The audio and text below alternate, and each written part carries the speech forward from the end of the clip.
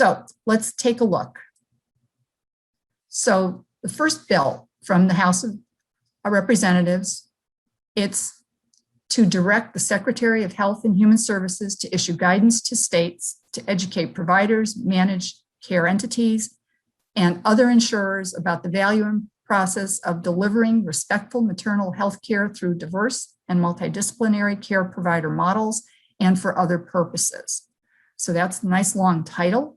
The sponsor is Representative Gwen Moore out of Wisconsin, the date it was introduced, and there are 34 co-sponsors. The committee, it was assigned, the latest action then referred to the Subcommittee on Health and the tracker. So this tracker is showing the status. It was just introduced. Nothing else has happened. We can take a further look at this by clicking on the number. And as we scroll down, we open to a summary. And so here we have a summary of what this bill is supposed to do. So it establishes programs and requires research to diversify the perinatal workforce and advance respectful maternal care delivery models. And then it gets specifically to the Department of Health and Human Services, and they must award grants to education and training programs to grow and diversify the professions that make up the perinatal workforce. And then they must also disseminate guidance on respectful maternal care delivery. And then what topics this guidance will cover. Then they speak to the National Institutes of Health, must study best practices for culturally congruent maternal care. And then what the care that is in agreement with preferred cultural values, et cetera. Then the Government Accountability Office must also report on certain aspects of perinatal healthcare professions. And they have to focus on barriers to entering those professions for low income and minority women. So this is what that bill is aiming to do. When you come up beyond the summary, if this is still of interest, you might want to look at the text, and you can see the other tabs that are here. You can click on the text and scroll down, and you can see a little bit of the beginning, and the number is assigned, of course, as you know, they're in order for that Congress, and it's the 117th first session. But up at the top, notice the different versions that are available. And there's the PDF, the complete and accurate display of this text. And when you go to the question mark, it talks about the different formatting, and they do end up with strike throughs and that as things are changed through the legislative process. So for a complete and accurate display, you should use the PDF. All right. I mean, obviously you can scroll through to see that, but to get the accurate presentation of the bill, you would click PDF. Now, this is where you can start to see the formatting. So they're always going to have the Congress and the session. They're going to have a number for House of Representatives 945. This is the title, the full title of the bill. Then there's a break. Then in the House of Representatives, on the date it was announced, here's Ms. Moore of Wisconsin for herself, and then her 34 sponsors, and then introduced the following bill, which was referred to, and then which committee it was initially referred to. A break, and here we have a bill. The full title again. Scroll down, and here's our enactment clause. And this is exactly in every single bill, in italics, with the comma, and then after the enactment clause, you'll see section 1, and then whatever section 1 is for that bill and how it was felt to be constructed. So here's Health and Human Services Agency directives, guidance to states, and it's in an outline format, and the numbering is just for the number of lines so that it can be referred to in other discussion.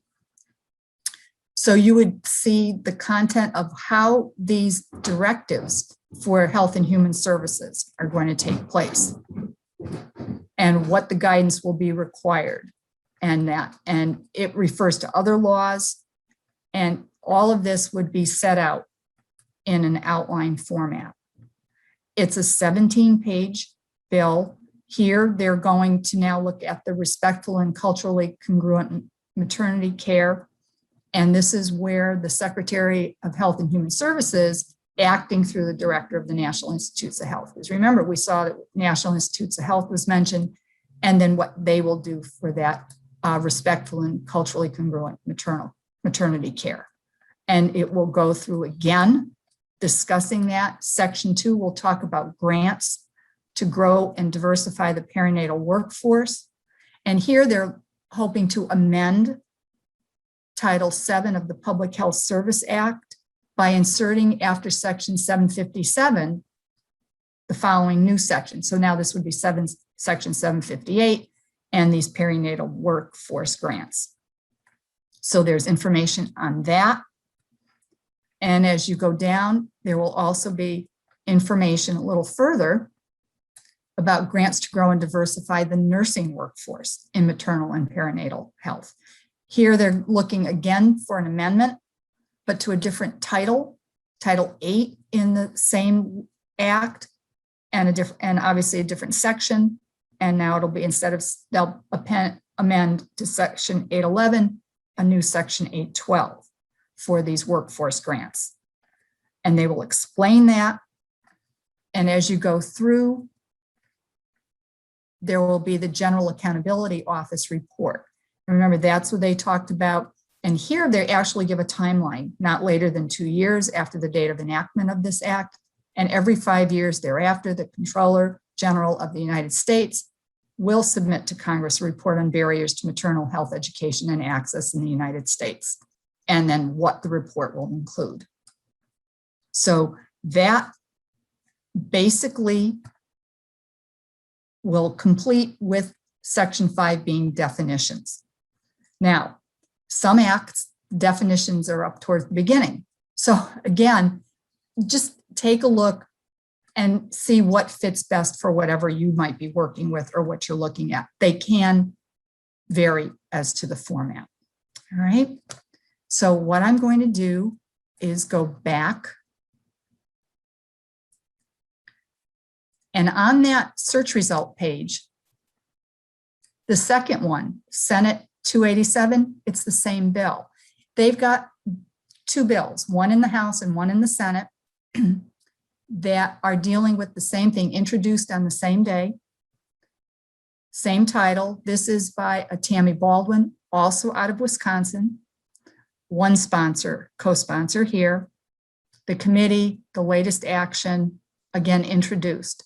And so this originating in the Senate, and we'll go down and we will look at the text, again, just for the formatting, and to the PDF. Notice here, the Congress is the same, but it's a Senate number now. The title is the same, a break, and then in the Senate of the United States, as opposed to in the House of Representatives. The date, our sponsors, and then the committee it was referred to, a bill, title again, the enactment clause, and then it's going to be this text. So whether it's out of the House or out of the Senate, sometimes they will begin with the bill in both chambers. All right.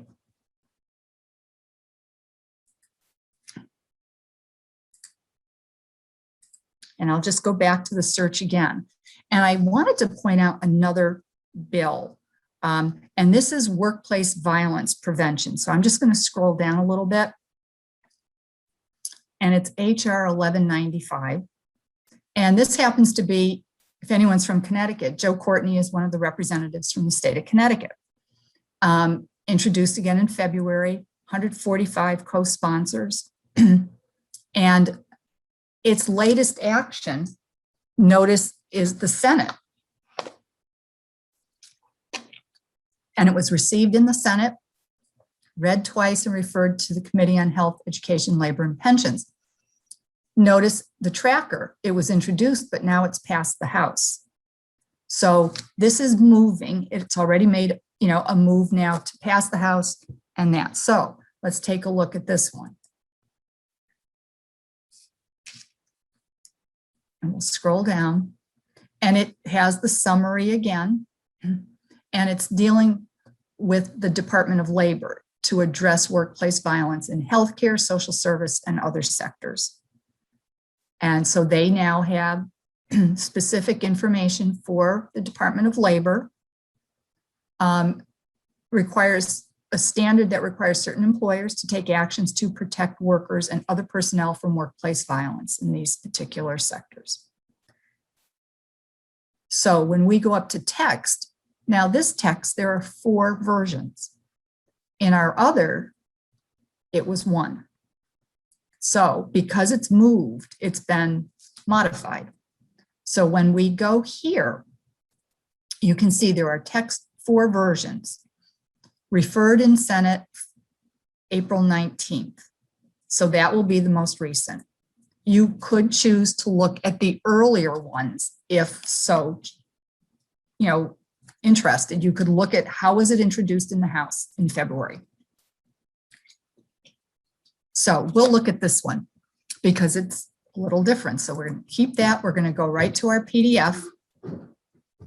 And so here we have again our Congress session HR 1195, but notice now it says in the Senate of the United States because it's passed the House. The date for April and what's happened so far, and now it changes to an act. So this has moved along. And again, the full title, the enactment clause. Now here we have the first time a short title, and this happens quite a bit in some of the bills where there will be a short title as opposed to the longer one that's right at the top. So this is the Workplace Violence Prevention for Healthcare and Social Service Workers Act. And section 2 is a table of contents. And many bills will now, they will have a table of contents if they're lengthy enough. And this is a 35-page bill. So this is one. I thought I would just show this because it is a bit different. All right. And we're going to go back and we'll just do another search just to give you a feel for if I was doing a keyword search. So I'm going to do healthcare and children. And I'm notice it went to legislation. That's fine. I'm going to search.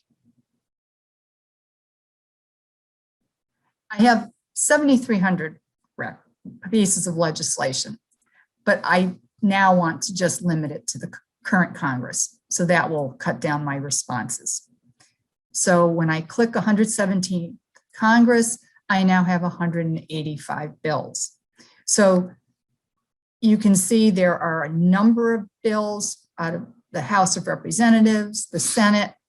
I'm just going to point out one because House of Representatives Bill 1397, Tykes Act. It's a really great title. The sponsor is Elisa Blunt Rochester out of Delaware, and there are 3 co-sponsors. It's still introduced. So if we take a look at this, you can see it's Telehealth Improvement for Kids Essential Services Act or the Tykes Act. So very timely with the telehealth, and it's requiring several agencies to promote and evaluate the health under Medicaid and the Children's Health Insurance Program, CHIP.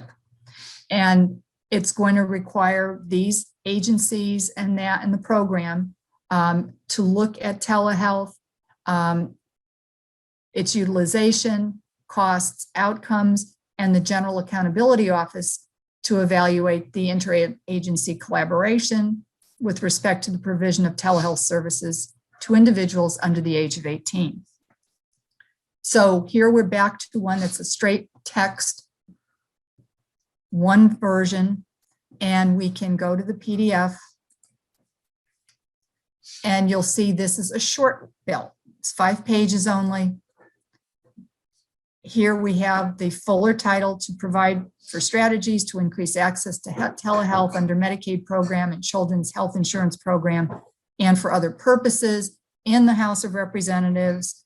February, our representative, excuse me, and her sponsor, the committee, a bill, and again, the title, our enactment clause, and this also has a short title.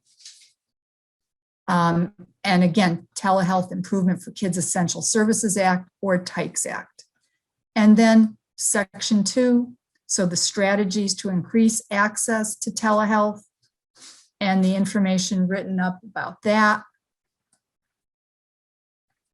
And again, broken down in an outline format, the different pieces that they would like to touch on with the programs and the agencies. And that's it. It's a short write-up of a bill. So again, they can be shorter, they can be longer. There are some that are over 100, 200 pages. It just varies. But that front beginning page is a format that's consistent. And I think you should be able to recognize as you work through these different sources. So let me just go back. Are there any questions just on getting into Congress.gov, doing some searching, looking at the bills coming out of the House or the Senate and that basic format, and then the main part, the text, what the laws, the bill is going to address, and that can vary greatly depending on how it's to be written in that.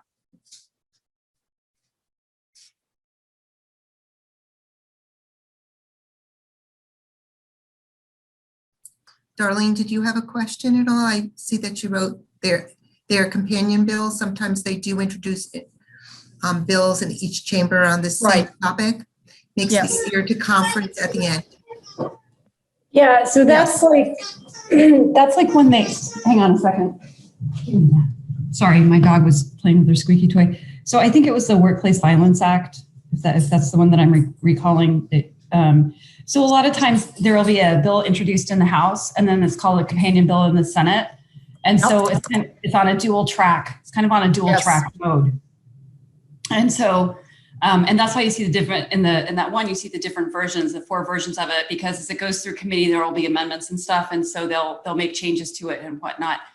But, you know, for the most part, that's why it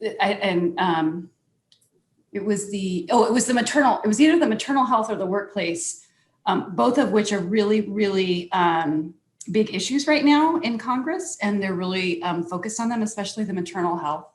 So it's just, I work with this, I work around it. So it was just my comment. Yes.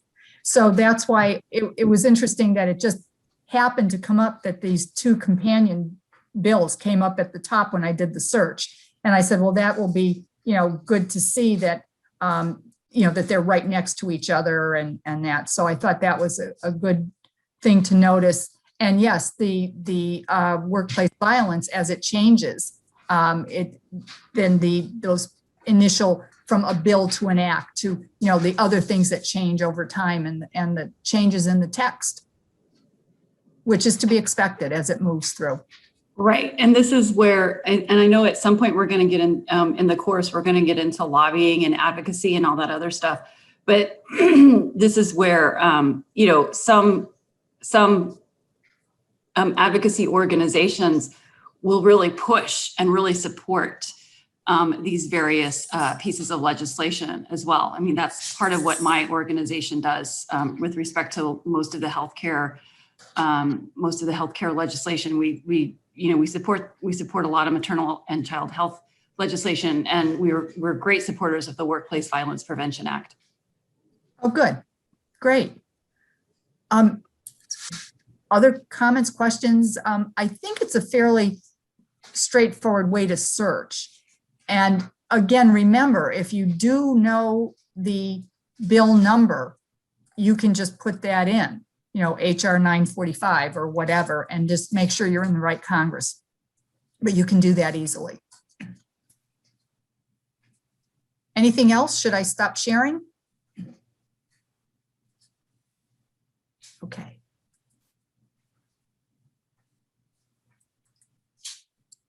Does anybody have questions about anything Yeah. that we went through? Or anything you would like us to go over?